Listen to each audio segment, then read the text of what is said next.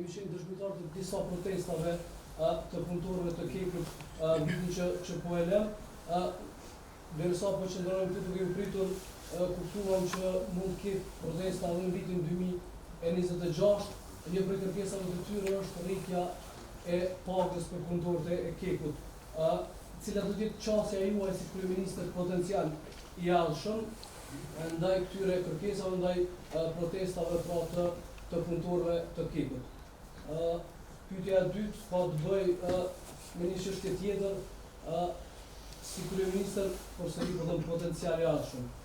A do ta ketë përbërjen e njëjtë kabinetit qeveritar me atë që keni prezantuar për herë të parë, kur edhe keni pas mandatin për kryeministër?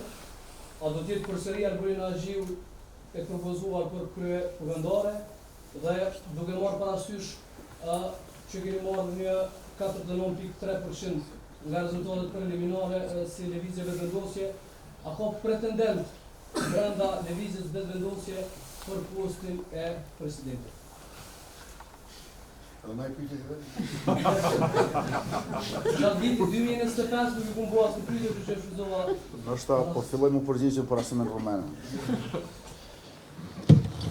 Së pari, unë mora vesh që paga minimale në Kek është 720 euro. Jenë, më fali. Mesatare. Paga mesatare në Kek është 720 euro. Dhe jenë 110 euro të cilet jenë për shujtat, po ashtu është dikun në rreth 26 euro për transport, është për sigurim shëndetësor, po ashtu mbulimi, përvoja e punës dhe paga jubilare.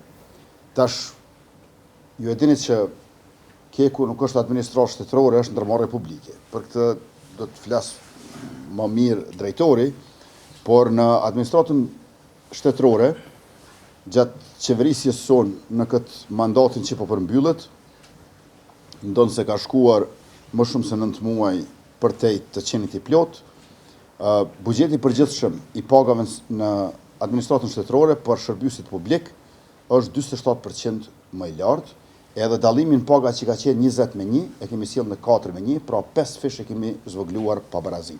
Ndërkaq për ndërmarrjet publike, të cilet mbikëqyren nga Ministria e Linjës, ato ka një sistem të veçantë të pagave.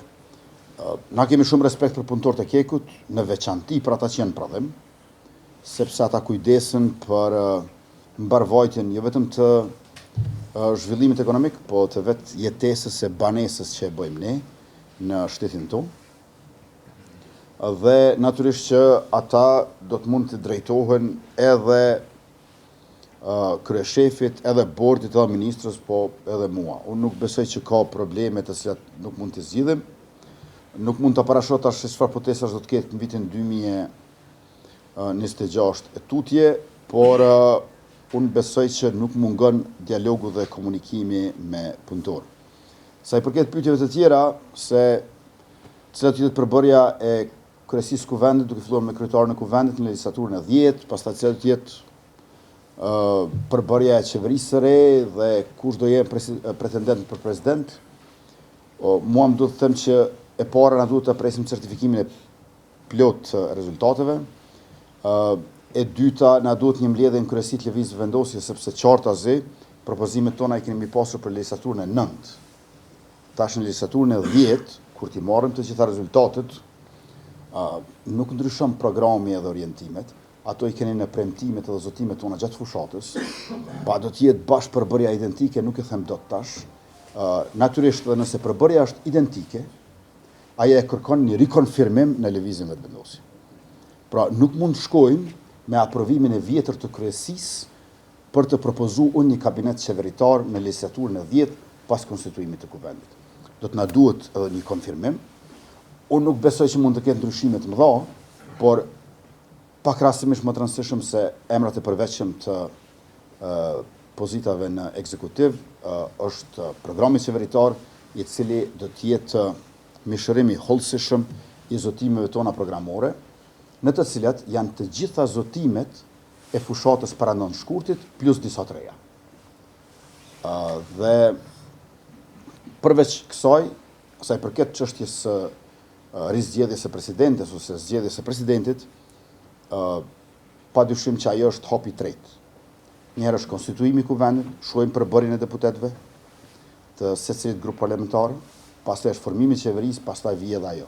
Por para se të bëjmë çfarë do, besoj që do ta kem një takim në fillim të vitit të ardhshëm me presidentin aktuale zonjën Vjosa Osmani dhe aty madje do të diskutojmë cilat janë shanset e mundësit për para, sepse qartazi na duhet që të qëndrojnë 80 veta në sold, dhe kjo ndonë se tash mund të duket një çik më e lehtë pas rezultatit të 28 dhjetorit. E kemi parasysh 9 shkurtin, vetëm shumica solide, atëherë kur ke edhe më shumë se ç'duhen, në fakt i ke aq sa duhen. Desha mund të lidh tek pyetja për kërkesat e sindikatës. Ne si menaxhment së bashku me bordin e kemi trajtuar dhe trajtojmë secilën kërkesë nga sindikata. Ne gjithmonë kemi pas dialog të mirë social me sindikatat dhe jemi në proces të trajtimit të tyre. Ne na duhet një qartësi financiare se si do të përfundon ky vit, ende nuk është përfunduar realisht, dhe është rregull e raportimit financiar se si do të përfundojë. Gjithashtu jemi duke finalizuar edhe vlerësimin e rrezikshmërisë së vendit punës, i cili është një projekt që s'e realizohet asnjëherë në KEK dhe do të realizohet në vitin që po hyjmë, dhe secili punëtor do të vlerësohet dhe do të paguhet për ekspozimin që e ka ndaj rrezikut në vendin e punës ku qëndron aty. Gjithashtu jemi duke hyrë edhe në fazën e investimeve me 100 miliona euro, ku kjo përkthehet edhe në kushte më të mira për punëtorët e KEK-ut. Ne jemi të hapur dhe vazhdojmë të kemi dialog social me sindikatat, sepse gjithmonë kemi pasur këtë çështje dhe nuk ka pas ndonjë situatë ku ka pas ndonjë keqkuptimi apo vazhdim protestave. Ne si vjet në korrike kemi dhënë një bonus me sindikatat, nuk ka pas as protesta, as deklarime të njëra apo tjetrës, dhe për më tepër në këtë muaj kemi publikuar dhe pagat mesatare, që është dokument zyrtar publik i KEK-ut, që secili individ apo dhe media mund të ketë çastin të, dhe mund të analizohet se si është situata për secilin punëtor në KEK. Nëse mundem, po e përmendet për kushtet më të mira, për çfarë jeni planuar saktësisht, çfarë përmirësimi të Në një termocentral të modernizuar, kushtet më të mira të punës janë. Njësia A3 për shembull, një projekt 137 milionë euro i financuar nga mjetet e KEK-ut, do të automatikisht do të ketë kushte më të mira për punëtorët e KEK-ut.